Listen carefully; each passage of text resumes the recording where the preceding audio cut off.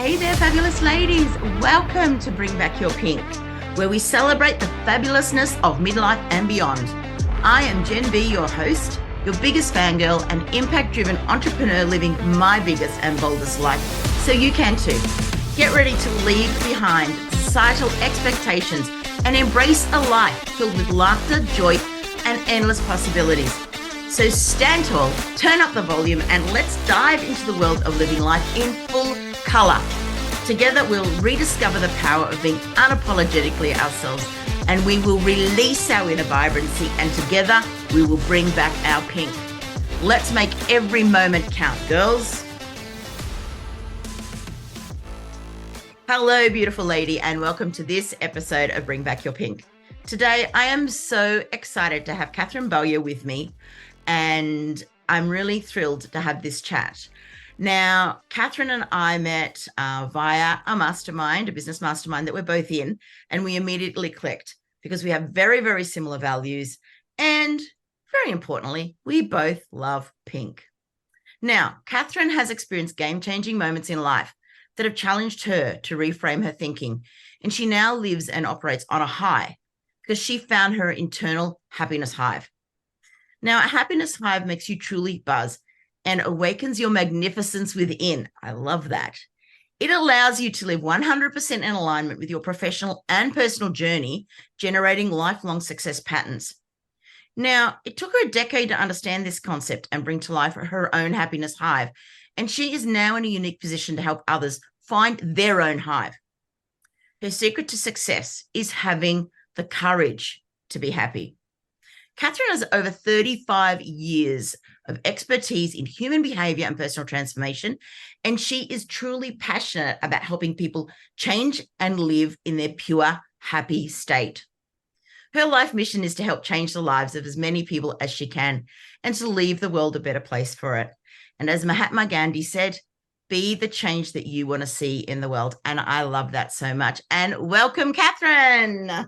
Oh, Jen, I'm so excited to be here with you and just to talk all things happiness and bringing back your pink, like our favorite color. I know. No, it's so funny. I'm actually not in, if you might be able to see this on a video later, but I'm in orange and a bit of red and pink, and Catherine is just in glorious flamingo pink. So she looks amazing. So I will actually, you probably see this on the video if you go and have a look at my Insta feed, etc. But I am so excited to have you on here today because, you know, I do feel there is such a, I guess even a stigma around midlife that, you know, we're past our use by date, we can't be happy. And it's such a myth, you know. So let's dive into some juicy stuff straight up. How does happiness in midlife differ from happiness in our younger years? Are there any unexpected surprise or delights that come with this stage? I think there are, but I'm definitely very keen to hear your opinion. So much, Jen. And I think there's been a lot of, I don't know, those old myths, those stories about when you get to a certain age, you put on the shelf and you got to wear like beige or what's that other, apricot or some bloody color? And blush. Like we love pink, blush. But do we wear blush? No. And it's kind of this stigma, and I've never really been like that. Never been like that. When you were saying in part of the intro about, you know, I had some life-changing things happen. My mum passed away when I was young, and that left me in a really just numb state and hating life, hating myself, and not knowing what to do. Mm-hmm. And that's where the bit about, you know, it took me 10 years because that's how I lived in my teenage. I was 12. It was the day before my 12th birthday. Oh, gosh. And the unwritten message in our family was, like, it was never said, but it's not okay to be happy. It's not okay to talk about how we're feeling. You know, Mum was 36 when she died, unexpectedly. So she wasn't just unexpectedly.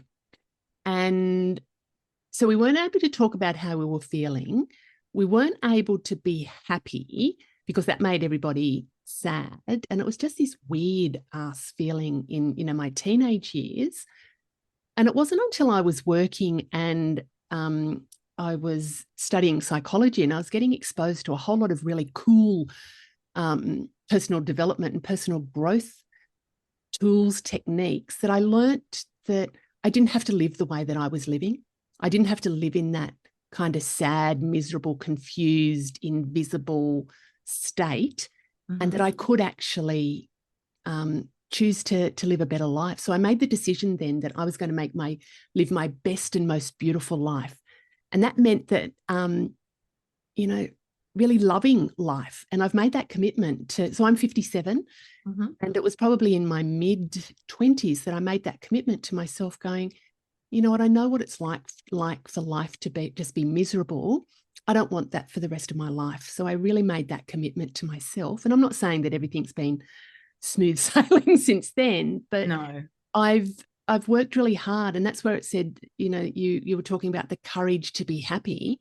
I could have continued life being a misery guts, but I chose not to. And it's been hard, but it's been so rewarding. So when you ask the question about what are the differences in midlife to younger, for me, that's been an evolution. I think it's been a real evolution because of what happened in life. But I've really, the biggest difference for me is about accepting and owning who I am, like being really comfortable in my own skin and to show up how I want to show up. So here you and I are in our glorious color. Yes. It's about owning that, and it's okay to be who I am and show up how I want to show up. That's the biggest difference for me. Is it's not about wanting to please other people. It's not about wanting to do it like the external happiness factors. They're certainly there, but the biggest thing for me in latter life is the internal. Like I just feel great in who I am. Yeah, it's such a good feeling at that, like at our ages, that we can bring that. I'm just going to actually hark back to something that happened to me when I was 52. Like I'd been through, a really rough few years, and 2020 was just not a good year. My mum passed.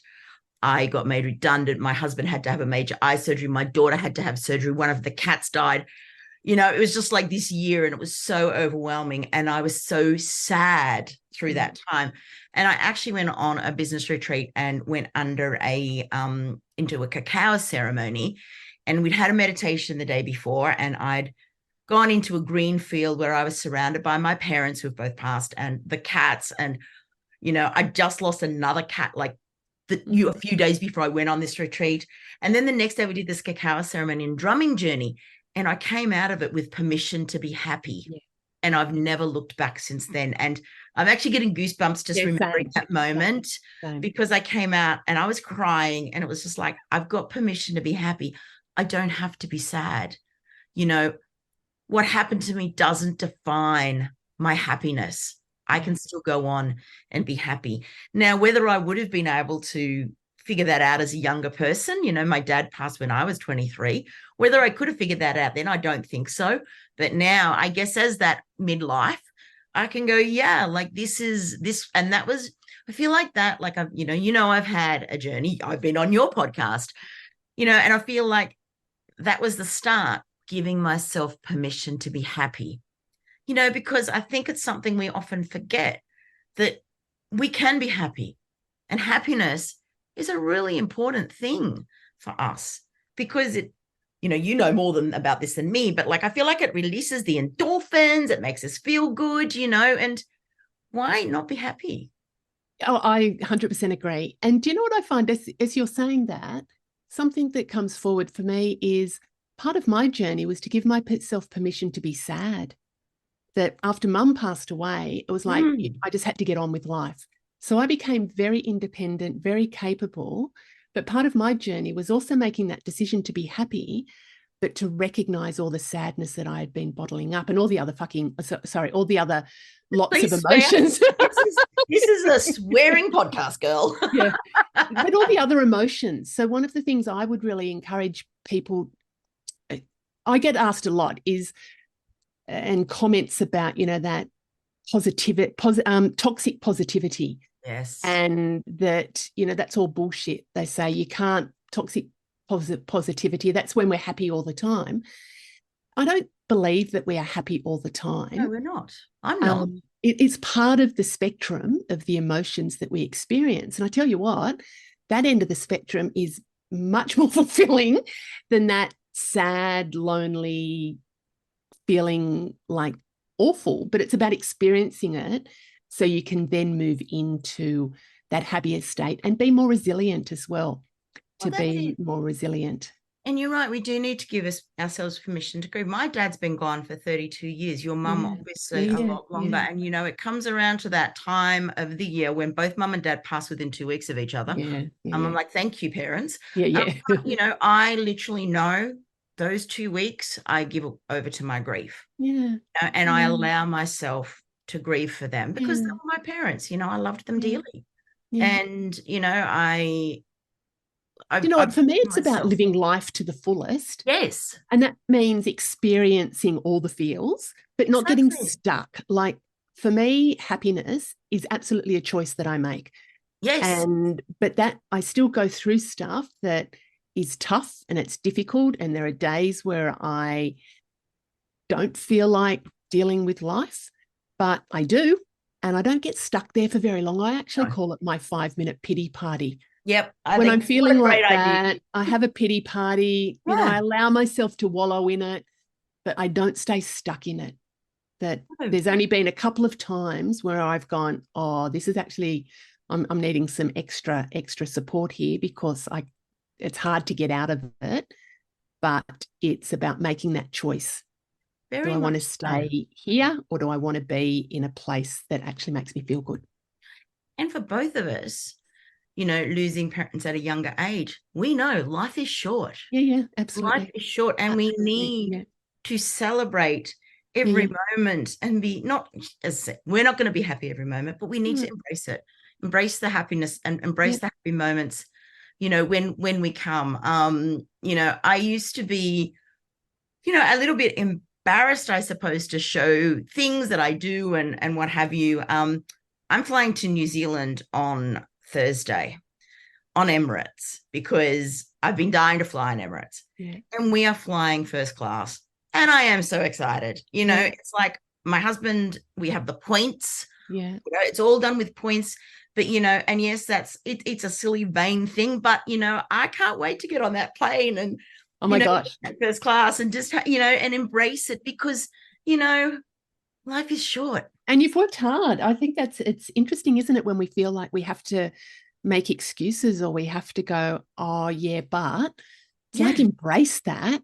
exactly. Because you've worked hard, it's about rewarding yourself and it's about what's important in life. For me, when I think about happiness, it's what's important to me in life and how can I have more of that in my life. 100%. Yeah. 100%. And happiness comes in so many different ways. Yeah. For Yeah. me, I'm super happy when I'm on the lounge with my pussycats, watching Netflix or reading. Like I love to read. It is about finding those little things. But actually, I do have a question, and we're going to talk about, like, we've just been talking about curveballs. Yeah. What do you think about, like, how can we in midlife find that happy groove despite the setbacks? Yeah. Yeah. For me, it's about what's important to me in life. And I think this is probably the same as what you talk about with your marketing as well when you're talking about business. But what's my why? Why am I here? And how do I want to show up in life? And what do I want to experience in life? And that's almost like that's my guiding light. And so when I know who I am, what I'm about, and what I want to achieve in this life and what difference I want to make, that helps me to sort of look for more opportunities where I can get to do that and what things actually light me up. That's one of the questions that I just sit with and with my clients as well.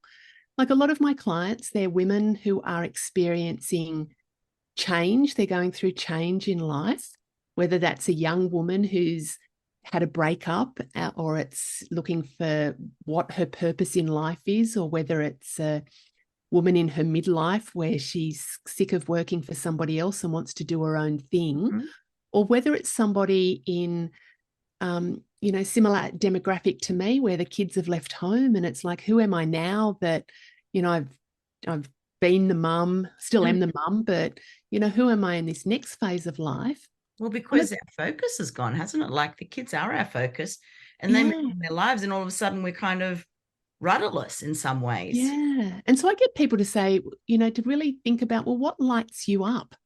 What excites you? What makes you happy? What fills your cup? What makes your soul sing? Oh, I and love for that. some people, that is, being with their family or having time alone and that solitude. Or it might be for others where they actually get to go out with their girlfriends or their partner or go on traveling adventures. There's not a one size fits all. And thinking about, well, what are the things that light me up and how can I do more of that in life? I love, like, one of the things I love, there are so many things that make me happy, but one of the things I love doing is creating beautiful experiences for people. And I do that through my work. But even when we've just had a family weekend getaway, and it's like, let's have this as a little, exploring adventure of the town that we're going to. And we've got a family Christmas trip to Bali. And I'm super excited that we get to wear, each person has a theme day and we get to wear matching outfits. Like my husband's in his 60s. I'm not there yet. My kids are, in their mid-20s, 30. And it's just like, how much fun is that for us all to wear matching outfits on our own day out? Fantastic at Christmas time. So my best friend comes over on Christmas Eve. And last year, all five of us, so my husband, myself, my best friend, my daughter, the boyfriend, and actually, sorry, I lie, the cat. Yeah. Matching shirts on. Yes. And since we're on a swearing thing, it was like we were merry as fuck. Yeah, I love it. I'm just so excited by that. It was so much fun. And my daughter's going, Mum, I'm going to shut up and do it. It's making your mother happy. Yes. And I just get so much joy out of doing that just for myself. Yes. For other people. I remember rowing's been a really big part of my life. And when I turned 50, so there's in the octo, so that's eight seats in the boat. I thought, I really want to celebrate my 50th. Let's have a champagne row where I'll sit in the cox's seat, and I wore a tiara and had a feather boa on. And then the other 8 women in the boat, they rowed and we just stopped and we had champagne in the middle of the lake.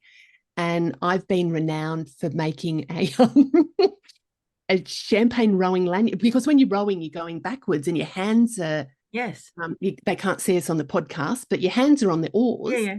So I got an old government lanyard that you then flick around the back of your neck and then you clip your champagne glass onto it. And then when we stop, all you have to do is get your champagne glass and bring it around and have a drink. Like, how cool is that? And I just got so much joy. That is one of the coolest things I've ever heard, I have to say. I'm an ideas person. But for me, it's about creating an experience that just makes my heart, I love it. Love doing things, even when I'm doing in my work, when I'm running online programs, but in-person programs, it's about helping people just to feel really good about themselves, but it makes me feel really good. Love it. Actually, it's quite interesting. It kind of leads into another question, the importance of self-care and pampering for ourselves. What are your favorite, self-indulgent, I guess, practices? And I know that we both have a similar one, which is our lash extensions. Yeah. Because, I love mine and would never be without them. And I'm pretty sure that you're exactly the same. Exactly the same. Exactly. And they make me what? I've got I'm happy. New pair of glasses at the moment, and my lashes are just rubbing on them. So they're they're new lashes and new glasses. But I love, for me, that's a little bit of it's not indulgent. That's just part of my, what I like to do. But it's happiness. It makes us happy. Like me, it's just, I hate being without them. And I know, so I guess when we talk about like it is a little bit self-indulgent because, Yeah. Yeah. but to me, they're very important and they make me feel good. And I mean, really, that's what it's about, isn't it? It's about Yeah. Yeah. us feeling good. So yeah, Do you know what? Clothes are another. Self-care, make sure that I have time for myself. So in the morning, yeah. I have a morning routine practice that I get up early. I'm an early riser, Okay. but I love that. I welcome each day. I'm up before sunrise. I Oh go my for a walk gosh. at, We are not twinning on this at we're all. not twinning on this one. No, No, I am definitely not an early morning person. but I have a real ritual in the morning. And for me, that's a self-care practice. Yeah, It's it is. about meditation, connection with source. It's also about setting my intentions for the day. I'm not good at the end of the day. I kind of bookend the day with I don't have much ritual then. Mm-hmm. But self-care also is like I love clothes. I love style. In a previous iteration of business, I was a stylist, and I just love expressing myself through style as well. And isn't it just so much fun that Yeah. we at our ages have just embraced color so much? Yes. There's just such beautiful selections of colorful Yeah. clothes out there now. And, it's interesting because for many years I wore black and only Same. black and only Same. black. And I love black. Yeah. I still love it. And I look at people and think they look fantastic in it. But I recently did a big clean out of my wardrobe and 6 bags of black clothing went to St. Vinny's. But it's just, you get to that age, we get to this age and we go, you know what? I'm going to wear whatever I want. Yeah. And nobody's going to tell me that I can't. Do you know what? I've still got some black, but my hair's gone. I've let it go natural. So for those that can't see, it's beautifully silver. It's silver short hair. And probably about 5 years ago, I really wanted to strip back to this whole being completely authentic. And because I used to color my hair and there'd be one gray that had come through and I'd like, oh shit, I'd even get mascara. And I think I tried it with texture sometimes to color up the gray. And I just went, you know what? I'm actually going to just let that grow out. And my hairdresser at the time, I said, I actually just want to cut my hair.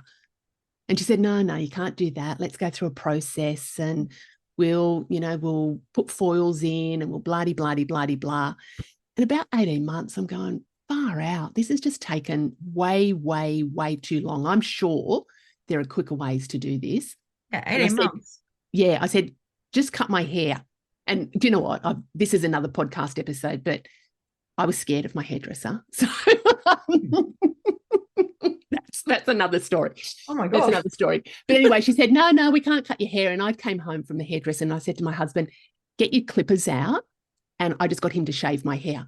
And I went down to a super duper, I think it was a number 2. Yeah. And it cut all the color out. And it was the most liberating experience. And I've kept it short now. It's kind of a bit scarecrowy.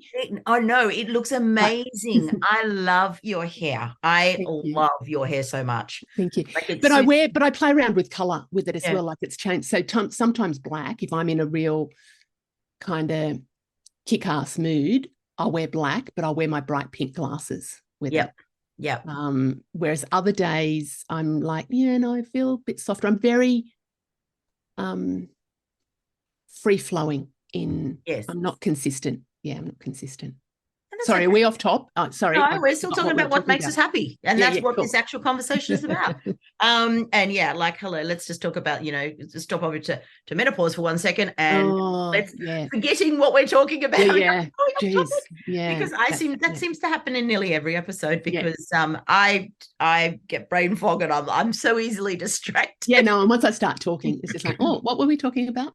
No, we were talking about happiness and clothing and and buying. And then I went sidetracking by the colors we can get.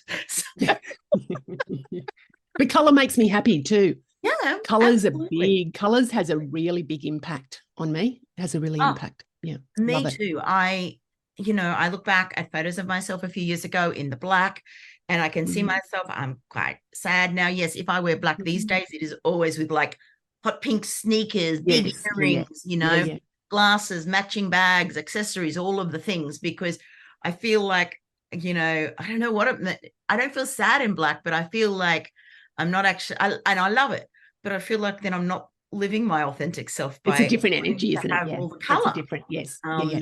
And Yeah, yeah. I love color so much. And I mean, you can see my back wall, like it is so colorful, and I call it my happy wall, and it just makes me feel happy to look at that wall. Yeah. I But love sparkles. We're sparkly sisters too, aren't we? Like I oh yeah, love, I have just about every day will be some form of bling that I either wear or yes, I have, my runners with sparkles, yes, yes, there's my yes. like I've got a tracksuit, a sparkly tracksuit, Oh, I love that. that is cool. And I just love anything bright, shiny, Bright, shiny objects. bright. Love Yeah, no, them. I was just thinking as I said that I'm not actually a bright, shiny object person when you think about trying, getting distracted by things, but I do Yes, like bright, shiny, sparkly absolutely. stuff. And Yeah. hey, what is the new motto that you told me about just before when we were chatting before we came on? Oh, it was actually based on feedback from our podcast. So on my podcast, Jen was a guest a couple of weeks ago, then it went live today. And we were talking about sparkles and colors.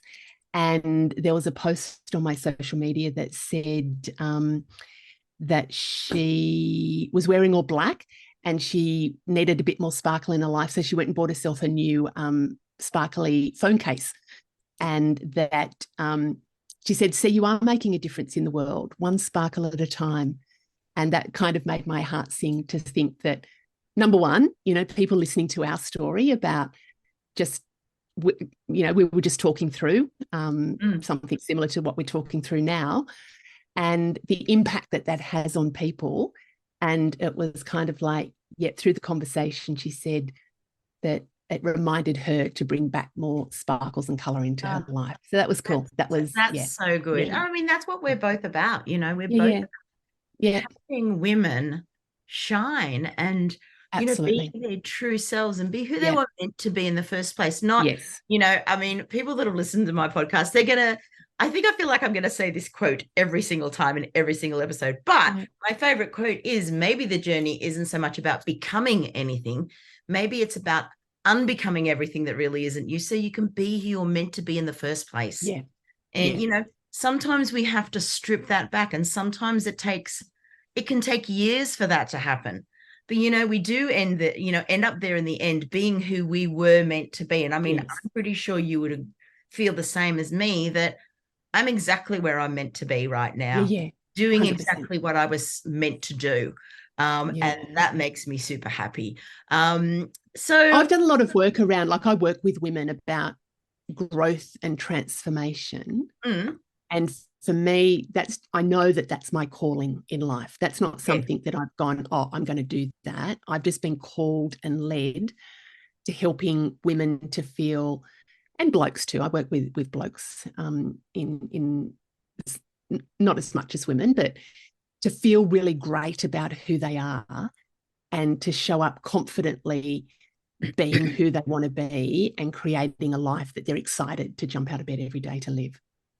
And let's just digress to our men friends for a minute, because, we as women have so much support, but I've actually said to my husband a few times, like, there's just not the support system for men as there is like for women. So I love the fact that you actually work with men, because, so cool. they struggle. I can remember when my husband first started his business, and when just after that, we got married, and he suddenly got this whole thing going, I need to support you all. I'm going, what? Like, what is this, And it was just this whole reframe, and he had to kind of unlearn that behavior. Because I'm like, no, you don't. You're my husband. We're partners. It's all good. There's no, you need to look after us, because you don't. But it's just that perception that he had. So, and he actually took himself off and saw a psychologist for a while to help get through that, which was amazing. That's cool. That's very cool. It was really good. He's quite in touch with his feelings. I mean, he lives with me, so I guess he, in touch with my feelings. Yeah, But yeah, he's quite in tune. And I mean, I've always encouraged him, like, if you're not feeling great, go do something about it. Don't just yeah, dwell. Go and get the problem fixed. And he did, and it really made a massive that's very difference to cool. him. So I'm so glad that Actually, I just got off a call before our podcast with a client, a male client who's new into a leadership role. And I've worked with him on and off over the last couple of years. And I love that he is just so, I don't know if the right word, absorbent, is absorbing. He just asks questions. He's like, how can I do this? How can what's a good way that I can have a conversation with my team member who's not doing work? And how can I find a job that's really fulfilling? What are the things? And he's just this beautiful, inquisitive young man who's willing to have it. It's beautiful. Really love it. Yeah. But I mainly work with women, Yeah. But it's nice to have, I mean, in my branding, I mainly work with women, but every now and then, a man comes along that is like, I'm like, yep, you're cool. I will work with you. Yeah. So let's talk about, we talked earlier a little bit about the myths of midlife and happiness in midlife. What are some common myths that, you know of that we can blast out of the water right now about midlife and happiness in midlife? Yeah, that it's not okay to do what we want to do, that we have to, one of the myths is that we have a role in life as a mother, a wife, a worker, something, that we have to put everybody else first. That's complete crapperoony. Yes. Like I think we do that, but it's about what makes us happy and accepting that and owning that. Another myth is that we have to, wear blush and beige, and that it's not okay to be who we really are, and it's not okay to show up how we are. That's that we have to. You go. No, we're meant to be by the fire, knitting in our slippers. That's what we're meant to be, instead of living conforming to some sort of societal pressure. There's a campaign on socials at the moment. Like, I don't know the exact name of it, but it's about I'm the age. This is my age. Yeah, I know. It's I think it's on ageism. I know it, and it's like, and it's I'm my name is Prue, and because I was looking today. So my name is Jen. I'm 55 and I look my age. And it's like age can look whatever it wants to look, and there is no judgment. I think one of the myths is that when we get to a certain age, that we have to look a certain way. Yes. And, when I was a stylist a number of years ago, part of the training was that these are the colors that suit, when you're older, this is what you should do for your hair. And these are the colors. And it's just like, fuck off. Like, sorry. Absolutely. No, absolutely. But that don't ever tell anybody how they should show up. They should show up how they want to. I think that's the biggest myth.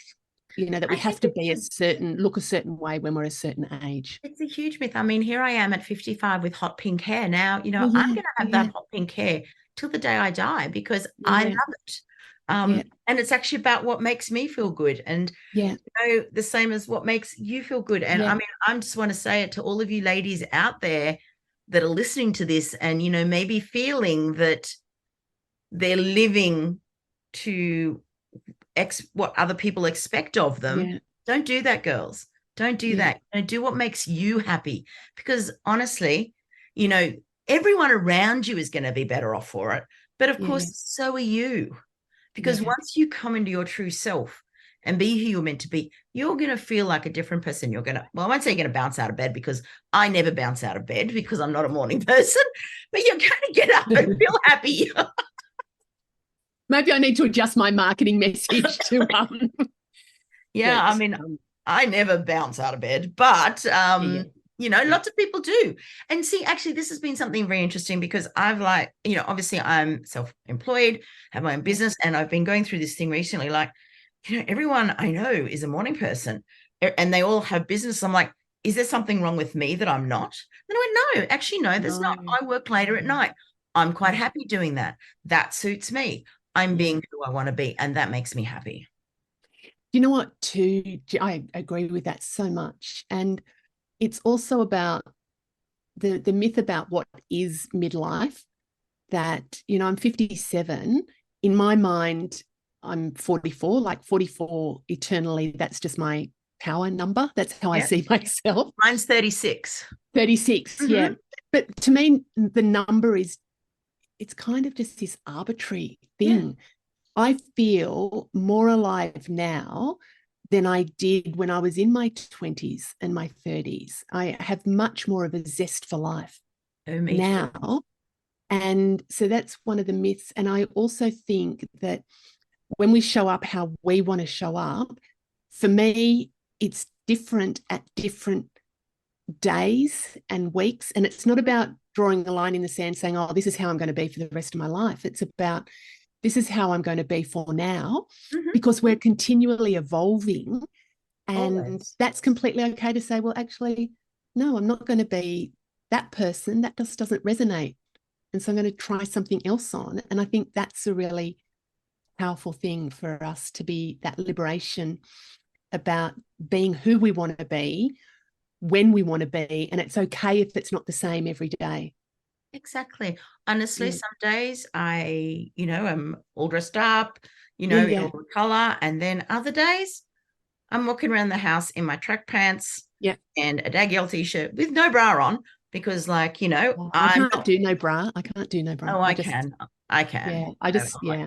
I need the comfort of my. I'm like, who let the girls out? Yeah. I love, it's like I get home. Mine like the support. Yeah. I get out and get home and the bra's off. I'm like, get this thing off me.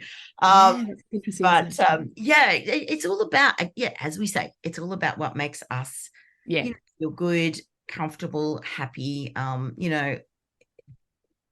I don't ever want to feel again, and I'm the same as you, my girlfriend asked me a little while ago, what was remember when we were like in our early 20s and we were just so happy and carefree and, life was good. Have you ever felt that since? And I said, yes, now is my time.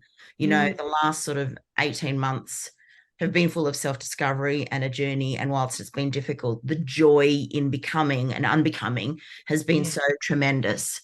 That it's like, I'm just so glad and I'm so happy right here and now. And, it's such a good feeling. But I reckon I was trying to prove myself. I reckon I was so worried about what people were thinking. I was happy. So, I certainly was, pockets of happiness in those sort of 20s. But I think I was always trying to prove myself, or I was worried about, I was trying to conform. Yeah. Trying to conform. I don't conform. No, I was always not trying to conform. Yeah. I worked in advertising agencies. I was always trying to conform to who that was. Had my daughter, it was always trying to conform to what, like a proper, mother should be doing. I was even scared saying I was going back to work because, she's 25. It was, 25 years ago, there was still quite a strong stay-at-home mum thing. And, I'm all about, like, if you want to stay at home with your kids, fantastic. I didn't particularly, I needed to go back to work for my own sake.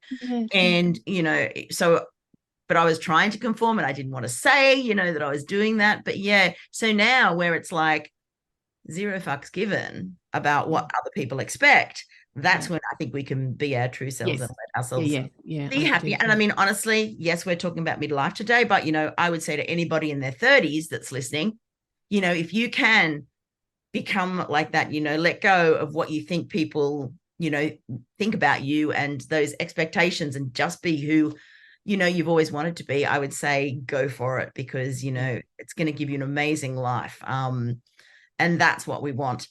What I want to ask, if happiness had a theme song for midlife for you, what would it be and why? I have got a couple of theme songs, if that's all right. Yeah. One of them is We're Doing This in Style. And that's Danger Twins that I actually quite often use on my socials. Okay. The other one is About the Courage to Change by Sia. And that's one, I just have that as that's on one of my playlists. And it's about you're not alone and we're standing together and we can do anything. I love and that. For me, connection is really important, but it's about being change. It's about having that courage to change. So if we're And I'm not about changing for the sake of change, but if you're No. not happy with where you are, then what can you do differently? And the third one is Feeling Good by Nina Simone.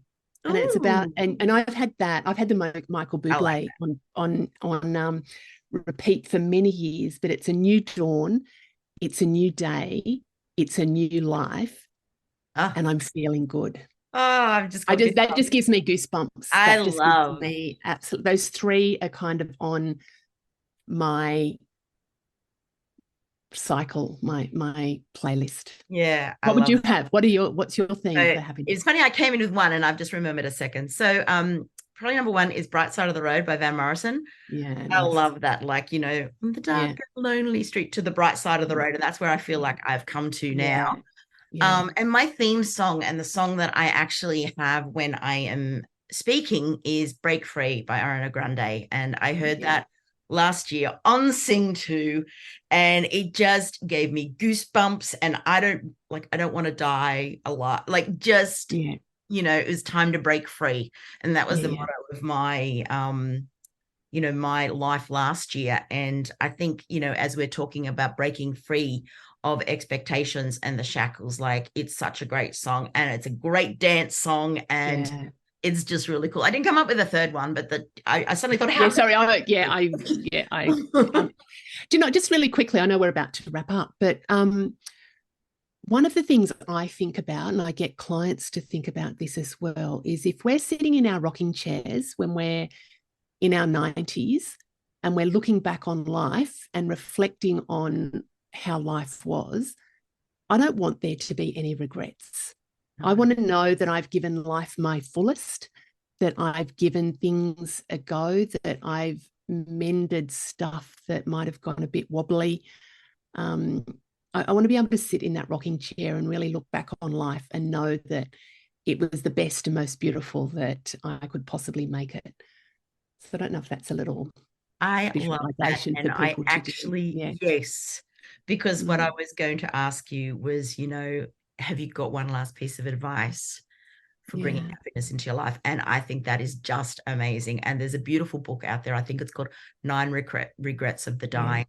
And I haven't yet read it, but I got it, and I've got You know what I goosebumps, and think I'm actually that's, feeling a little bit teary after you saying that, because that's yeah, exactly how I want to be. And I think, telling that to people and getting the visualization, like you just said, we don't want to go with regrets. no. We really don't. And maybe bringing that into the everyday life Yes. is the choice that I'm making now going to lead me to more of what lights me up, or is it actually going to take me away from lights me up? And sometimes the stuff takes us away. We have to take a little bit of a detour. Yeah. It gets back to my why. And my why is to live the best and most beautiful life that I can for myself and the people around me. Mm-hmm. I'm going to get teary too. Oh Oh my gosh. God, is that We're a a pair, menopause aren't thing? we? But I mean, you can see how, like, I'm passionate about that for myself, but I'm more passionate, maybe equal passion, to help other people. If I can just leave a Yes. little touch of something that helps others to feel better about where they're at in life and the Yeah. life that they want to make, I've done my job here on That's, earth. And if I can leave that little bit of sparkle, yeah.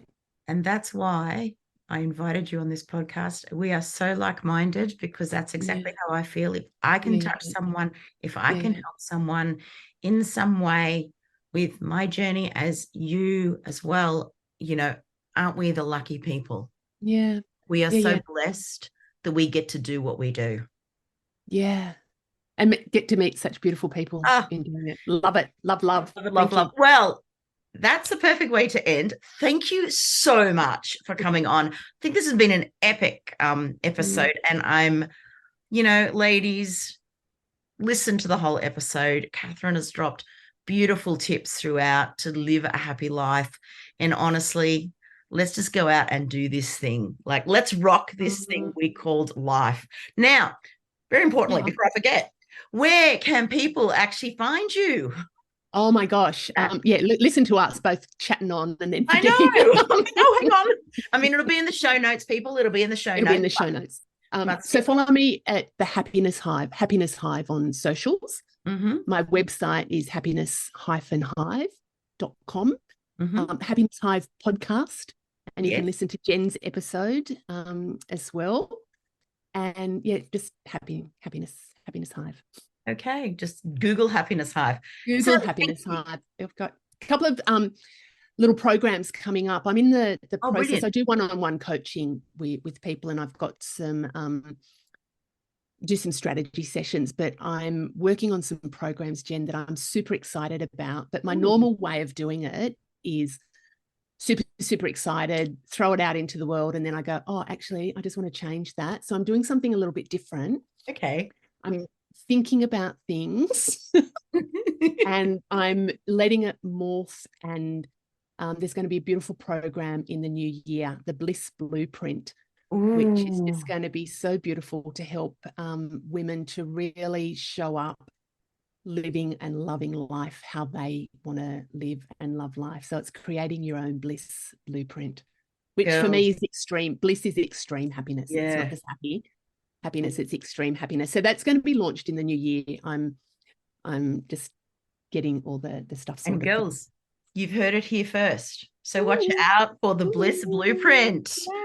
I'll definitely be checking it out. But yeah, that's a wrap, my lovely ladies. And until we meet again in the next episode, do not forget to stay pink, girls, because life is way too short to be faded.